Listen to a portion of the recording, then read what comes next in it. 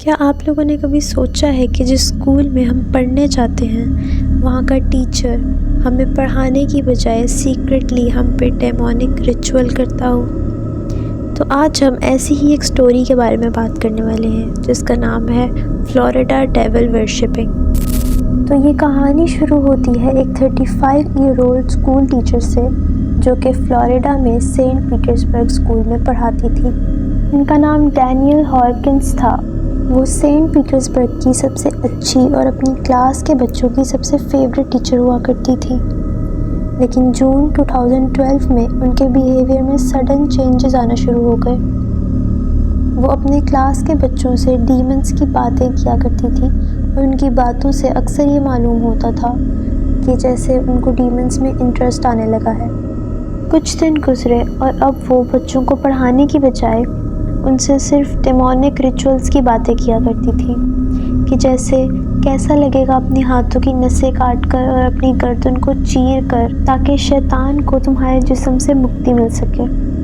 لیکن اصل مسئلے تو تب شروع ہوئے کہ جب انہوں نے باتوں سے ہٹ کر بچوں پہ ایکچوئل میں ڈیمونک ایکسپیریمنٹس کرنا شروع کر دیا۔ وہ ہر سیٹرڈے رات کو اپنی کلاس کے ان 7 بچوں کو آگ کے ارد گرد گول چکر میں بٹھاتی تھی اور ان سے کہتی تھی کہ تم اگر اپنی اسکن کا کوئی بھی پارٹ کٹ کرو گے تو ایسا کرنے سے تمہیں ڈیول سے مکتی ملے گی۔ وہ بچوں کو کہتی تھی کہ تمہیں اپنے باڈی کے کسی پارٹ کو کٹ کرنا ہے تاکہ ایول اسپرٹ تمہاری باڈی سے باہر نکل جائے، اور اس کے بعد وہی کٹ ہوئے پارٹ کو سی دینا ہے یا پھر اس کو برن کر دینا ہے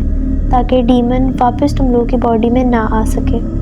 فلوریڈا کے لوکل نیوز پیپر ٹیمپا بے ٹائمز میں ایسا لکھا جاتا ہے کہ ایک سیٹرڈے نائٹ کو جب ڈینیل ہارکنس ان 7 بچوں پہ ڈیمونک ریچول کر رہی تھی تو انہوں نے اس 7 بچوں میں سے ایک بچے کے ہاتھ کو چلانے کے لیے اس کے ہاتھ میں لائٹر پکڑایا، لیکن ہوا کی وجہ سے لائٹر کی فلیم بجھ گئی، جس چیز نے ان کے دماغ میں ایسی بات ڈالی کہ وہ اس بچے کے ہاتھ کو پرفیوم میں ڈپ کر کے جلائیں تاکہ اس کو زیادہ پین ہو،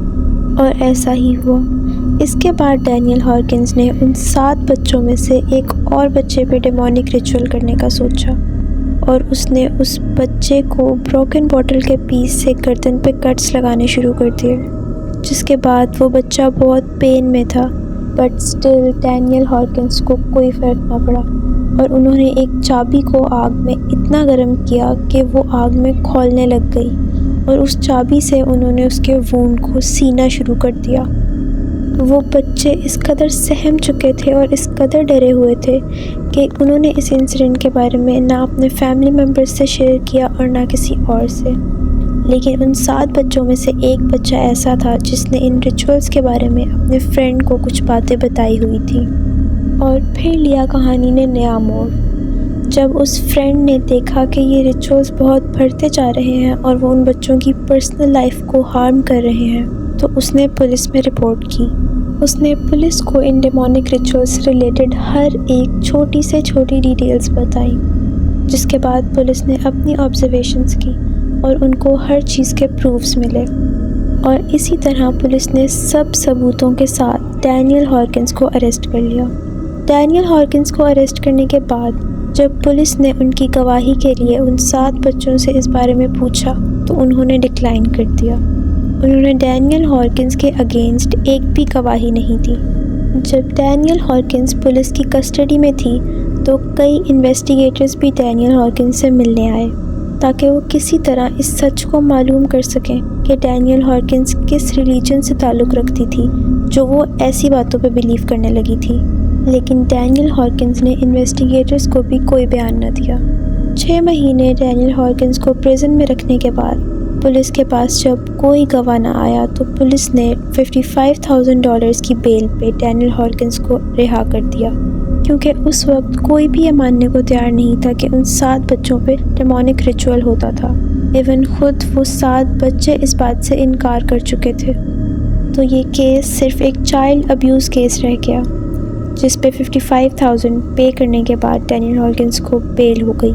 اور جو ہی ڈینیل ہارکنس کی جیل سے بیل ہوئی اس کے بعد وہ دنیا سے ایسے غائب ہو گئیں جیسے ان کو کوئی جانتا ہی نہیں تھا۔ ان کی آئیڈینٹی، ان کا ایگزسٹنس سب کچھ جیسے بس ختم ہو گیا، اور آج تک یہ بات کوئی نہیں جانتا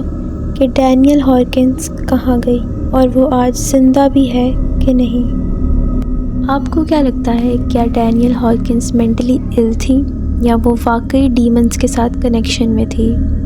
Do let us know in the comment sections and subscribe for more reality based stories and documentaries.